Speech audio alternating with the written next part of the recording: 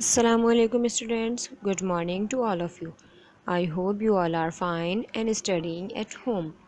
This is our media session from Sarsaya Children's Academy and Miss Misbah.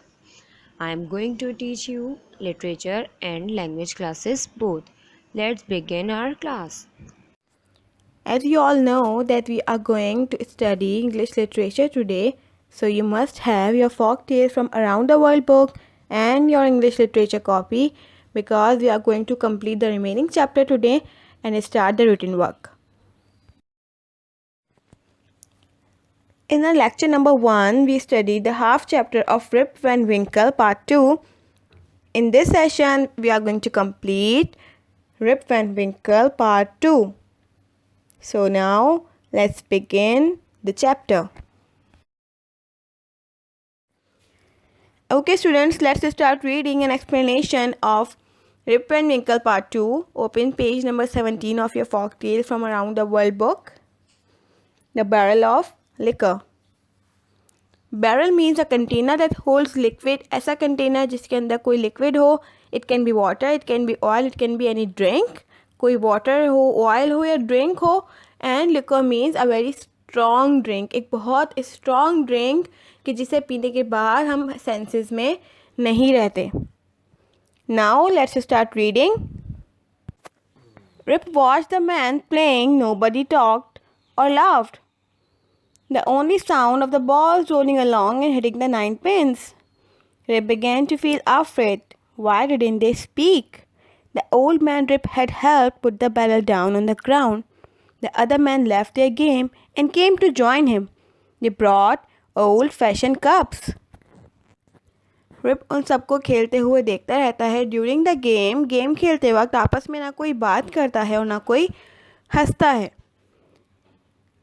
वहाँ सिर्फ एक ही चीज़ की आवाज़ होती है और वो होती है उस रोलिंग बॉल की जो रोल करते हुए पिंस को हिट करती है. रिप ये सब देखकर थोड़ा डरना शुरू हो जाता है और वो सोचता है वाई डिडंट दे स्पीक, कि ये लोग कुछ बोल क्यों नहीं रहे. वो ओल्ड मैन जिसके साथ रिप वहाँ आया होता है वो बैरल जो उसके हाथ में होता है वो नीचे रखता है और फिर जो अदर मैन जो गेम खेल रहे होते हैं दे लेफ्ट द गेम, वो गेम छोड़कर कहीं चले जाते हैं.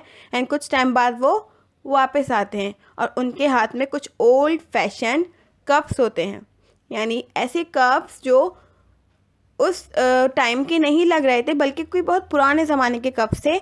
सो वो उनके हाथ में होते हैं. The man in the tall hat made a sign to Rip. Rip understood. He turned the tap on the barrel and filled the cups. There was liquor in the barrel. The man drank without speaking. Rip tasted the liquor. It was strong and sweet. This is good, he said to himself. He poured some more and drank it. The men finished their drinks, then they went back to their game. Rip watched them playing for a while. I'm feeling a little tired and I think I will go to sleep. He lay down on the ground. He shut his eyes and fell into a deep sleep. Now what happens next? वो tall man जो उन सब के साथ वहाँ खड़ा होता है वो रिप को इशारा करता है और रिप समझ जाता है कि वो उससे क्या कहना चाह रहा है. और फिर रिप वन बाय वन उन सब कप्स को फिल करना शुरू करता है. उस बैरल में होती है लिक्वर यानी कि स्ट्रॉन्ग ड्रिंक जिसे पीने के बाद हम सेंसेस खो सकते हैं. देन वो सब मैन उसको बिना कुछ बोले फ़ौरन पी लेते हैं. रिप उस लिक्वर को टेस्ट करता है और वो उससे बहुत अच्छी लगती है. उसका टेस्ट बहुत स्ट्रॉन्ग होता है और बहुत स्वीट होता है.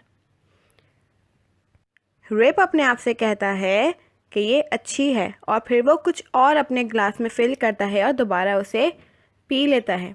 वो सब मैन अपने ड्रिंक को फिनिश करते हैं और वापस अपने गेम शुरू कर देते हैं. रिप उन्हें कुछ देर तक खेलते हुए देखता रहता है. फिर कुछ देर बाद वो कहता है कि मैं थोड़ा सा थका हुआ फील कर रहा हूँ, अब मुझे सो जाना चाहिए. वो वहीं ग्राउंड पर लेटता है और अपनी आँखें बंद कर लेता है और एक बहुत गहरी नींद में सो जाता है.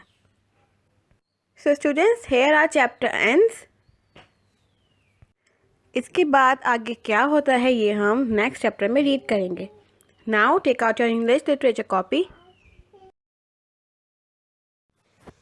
Okay students, so we are going to start our written work in your English literature copy.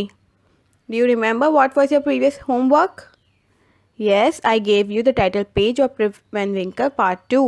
Rip Van Winkle Part 2 का टाइटल पेज आपको दिया गया था and I hope कि आप सबने वो ड्रॉ कर लिया होगा. Now let's move towards our work. Okay students, make sure कि आपने टाइटल पेज अपनी कॉपी पे बना लिया है. If किसी स्टूडेंट ने नहीं बनाया है then make a title page first. After that you will prepare page for word meanings. Write date, chapter 4, classwork on the red line, and then on the first line you will write the name of the chapter. आपको नज़र आ रहा है कि मैंने यहाँ सब blue colour में ही लिखा है, सो आप भी ब्लू कलर ही यूज़ करेंगे. Then you will draw a line for word meanings. Word का कॉलम आपका 3 फिंगर गैप से बनेगा. सेंटर में लाइन ड्रॉ नहीं होगी.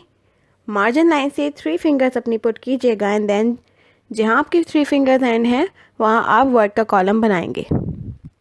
You don't need to draw a line in the center. Okay, so let's start our work. First word is valley. Means a low area of land between hills and mountains. Mountains और hills के बीच जो ज़मीन का हिस्सा होता है हम उसे valley कहते हैं.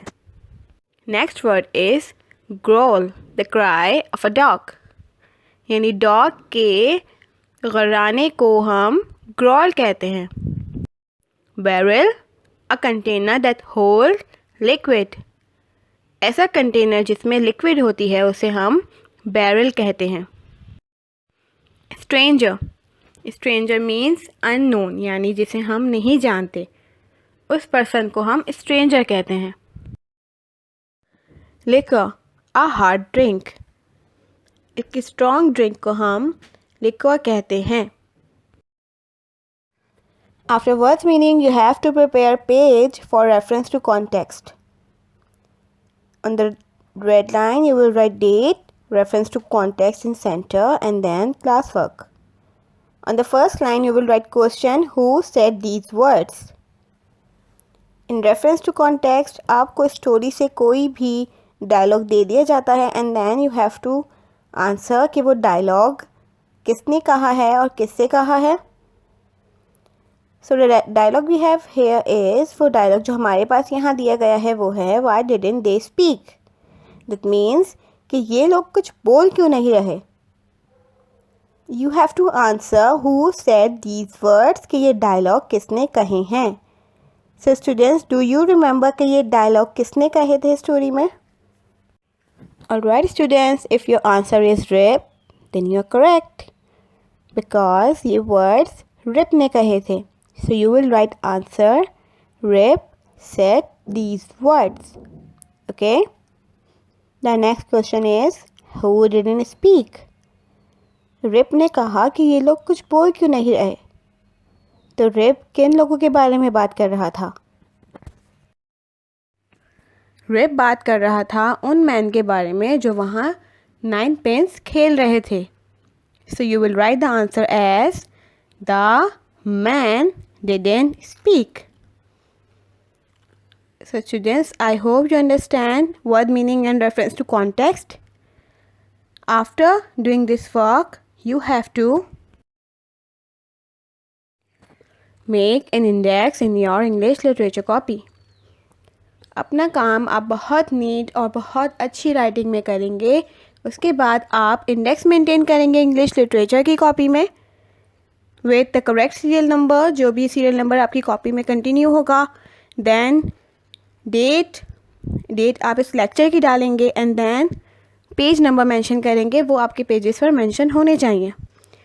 एंड देन आप इंडेक्स बनाएंगे टाइटल पेज का, वर्ड मीनिंग का एंड रेफरेंस टू कॉन्टेक्स्ट का.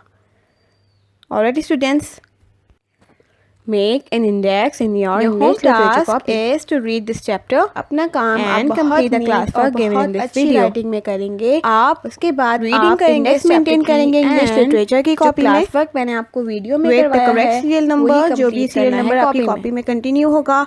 That's all for today. Date, make sure Date you आप have इस lecture completed की all डालेंगे your and work then before the page next number lecture mention of करेंगे English वो आपके literature. Pages पर mention Children, होने keep चाहिए। learning and keep watching. And then आप इंडेक्स Don't forget बनाएंगे to title subscribe our page का channel and word press meaning the का bell and icon to reference to never miss context an का। update. See you in the Alright next lecture. students, Allah Hafiz to all of you. make an index in your English